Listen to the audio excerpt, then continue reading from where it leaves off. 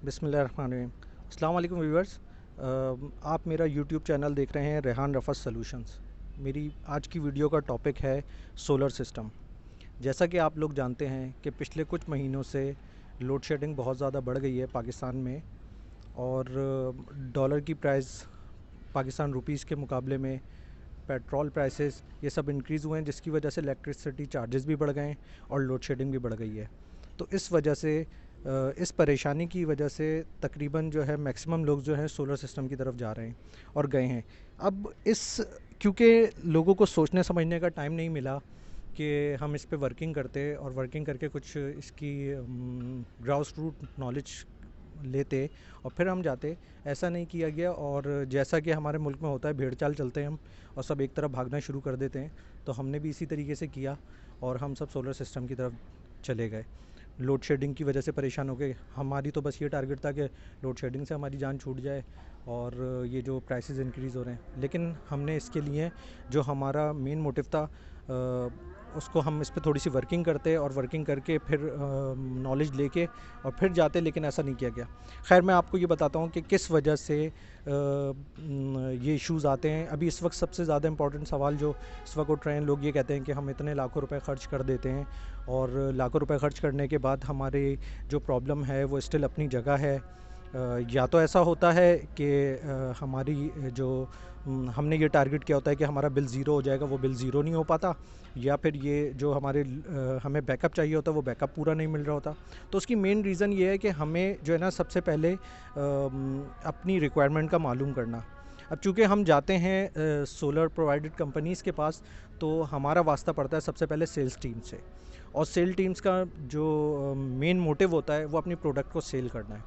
तो वो ये बॉदर नहीं करते कि हमारी रिक्वायरमेंट क्या है। अच्छा, बाज़ोक़ात वो बॉदर नहीं करते और वो जो है ना, वो हमें अपनी प्रोडक्ट सेल कर देते हैं। और जब हमें ये कुछ वीक्स के बाद या कुछ मंथ्स के बाद हमें जब इश्यूज़ आना शुरू होते हैं, तो वो अपनी प्रोडक्ट सेल करके जा चुके होते हैं और वो जो है ना, बिल्कुल भी इंटरेस्टेड नहीं होते कि वो हमें आएँ और हमारी मैटर को रिज़ॉल्व करें। तो इसके लिए हमें सबसे पहले हमें कुछ टेक्निकल एक्सपर्टीज़ की ज़रूरत है, जो आपको अगर पता होंगी तो आप ख़ुद कैलकुलेट कर सकते हैं वो सारी चीज़ें, कि आपको ये पता हो आपकी रिक्वायरमेंट क्या है। व्यूअर्स, पॉइंट नंबर 1 है, आपको कैसे पता चलेगा कि आपकी कितनी किलोवाट की रिक्वायरमेंट है। तो उसके लिए आपको सबसे पहले अपना जो बिल है उसको खोलना होगा। उस बिल को, आपका जो फ्रंट पेज है वहाँ पे आपकी 13 मंथ्स की हिस्ट्री आ रही होती है। तो आप उसको, अपने बिल को खोलेंगे और उसमें से उन 13 मंथ्स की हिस्ट्री अपने सामने निकालें और उन 13 मंथ्स की हिस्ट्री में उनको कैलकुलेट करें, जो आपके यूनिट्स आपने यूज़ किए हैं पिछले 13 महीनों में। उन 13 महीने के यूनिट्स को कैलकुलेट करें, आपस में ऐड कर दें। जब उसको आप ऐड कर देंगे तो ये आपके पूरे ईयर की, पूरे 13 महीने की एवरेज यूनिट्स आपको पता चल गए। अब आपने करना ये है कि इन 13 महीने के जो यूनिट्स हैं इनको डिवाइड कर देना है 13 से। जब आप 13 से डिवाइड करेंगे तो आपके पास 1 महीने के आ गए। अच्छा, ऐसा हम क्यों कर रहे हैं कि पहले हमने आपको 13 मंथ्स का ऐड करवाया और फिर उसको डिवाइड वापस 1 से करवा रहे हैं?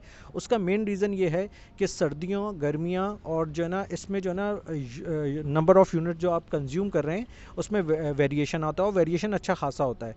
तो इसलिए जब आप 13 मंथ्स के यूनिट्स को कैलकुलेट करेंगे तो वो आपके एवरेज हो गए। उसके बाद आप उसको डिवाइड कर देंगे 13 से वापस, तो आपको पर मंथ का एवरेज आ गए। अब आपने करना ये है कि उसके बाद जो आपके पास यूनिट्स आए हैं डिवाइड करने के बाद 13 से, अब आपने उसको डिवाइड करना है 30 से। जब आप उसे 30 से डिवाइड करेंगे तो आपके पास पर डे एवरेज यूनिट आ गया आपका। अब आपका जब पर डे एवरेज यूनिट आ गया तो देन उसके बाद आपको करना ये है, बहुत सिंपल, कि उसको डिवाइड कर देना 4.5 से। ये 4.5 जो है ये फार्मूला है किलोवाट की कैलकुलेशन का।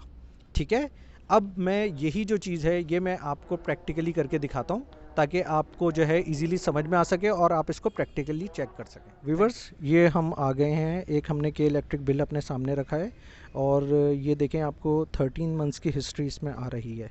अब हम आपको इसको कैलकुलेट करके दिखाते हैं प्रैक्टिकली। ये देखें, सबसे पहले ये जून में 2247 plus 2170 plus 1444 plus 1840 plus 1666 plus 1170 plus 723 plus 585 plus 853 plus 1291 plus 1875 plus 1586 plus 1749 is equal to, ये आप देखें ये हमने 13 मंथ्स की हिस्ट्री ले रही है। 1 2 3 4 5 6 7 8 9 10 11 12 13। अब इन 13 मंथ्स की हिस्ट्री को हम डिवाइड करेंगे 13 से। ये हमारी एक महीने की जो एवरेज यूनिट्स हैं ये आ गए। अब हमने करना क्या है, इसको डिवाइड करने देना है 30 से, मतलब 30 डेज से हमने डिवाइड कर दिया। अब आपके पास रिक्वायरमेंट आ गई 49 यूनिट्स, ये एवरेज यूनिट्स हैं पर डे के। अब हमने क्या करना है, हमने इसको डिवाइड कर देना है, जो कि फार्मूला है किलोवाट का, डिवाइडेड कर देना 4.5 से। ये आ गए हमारे 10.9 की रिक्वायरमेंट आ गई।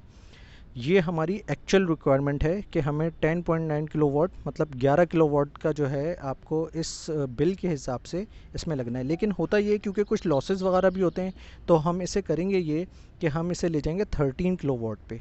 हम इसे 10.9 की जगह 13 किलोवाट्स पे ले जाएंगे ताकि आपका जो बिल है वो ज़ीरो हो सके। हमने इसको 13 किलोवाट के ऊपर हमने डिसाइड कर लिया कि हमने 13 किलोवाट। अब आपने देखा किस तरीके से हम अपनी किलोवाट रिक्वायरमेंट निकाल सकते हैं। अब हमें किसी भी सेल्स पर्सन की जो है मोहताजगी की ज़रूरत नहीं है, आपको ख़ुद पता चल गया है कि आपकी कितनी किलोवाट की रिक्वायरमेंट है। अब जो हमारा सेकंड पॉइंट आता है इसके फ़ौरन बाद, वो आता है कि हमें ये चेक करना है कि हमारा सेंक्शन लोड कितना है।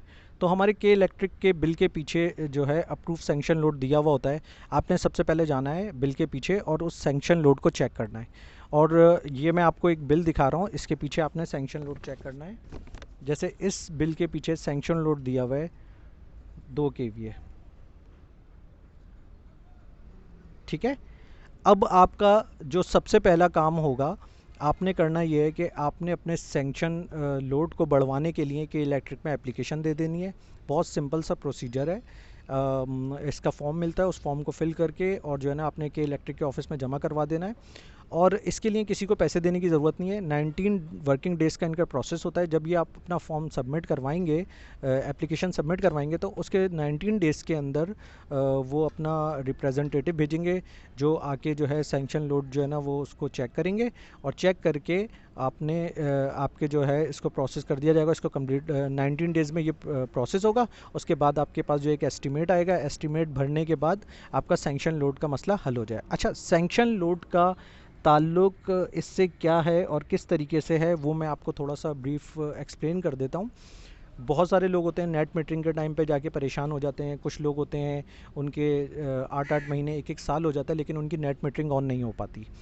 तो उसमें से एक पॉइंट ये सेंक्शन लोड है, जो कि उस इनिशियल लेवल के ऊपर आपने इसके ऊपर काम करना है और इसकी एप्लीकेशन देनी है, क्योंकि ये आपस में इंटरकनेक्टेड हैं। अब हमने डिसाइड किया कि जिस बिल को हम रिव्यू कर रहे थे ये 13 kVA पे इसमें लगना है। 13 kVA के लिए लगाने के लिए हमारा जो अप्रूव लोड है, इसका जो फार्मूला है वो 1.5 का फार्मूला है। जो आपका अप्रूव सेंक्शन लोड है उससे 1.5 मल्टीप्लाई करेंगे तो उतना किलोवाट का सोलर सिस्टम आप लगा सकते हैं, ठीक है। तो उसके लिए अब जब तक आपका ये सेंक्शन लोड नहीं बढ़ेगा तो आप इसको नहीं लगा सकते। और होता ये है कि लोग नेट मीटरिंग के टाइम पे जाके उन्हें ये बात पता चलती है और फिर वो इसको सबमिट करते हैं, तो फिर वो महीना 1.5 महीना इसमें लगता है। फिर उसके बाद नेट मीटरिंग का प्रोसेस, तो करते करते ये साल हो जाता है और नेट मीटरिंग ऑन नहीं हो पाती है, ठीक है। नेट मीटरिंग एक अलग सब्जेक्ट है और इसके ऊपर हम डिटेल में आपको जो है ना बताएंगे। तो लेकिन वो इस वक्त इतना बताना ज़रूरी है, ठीक है। एक ये पॉइंट है जिसको हमने आपको क्लियर कर दिया।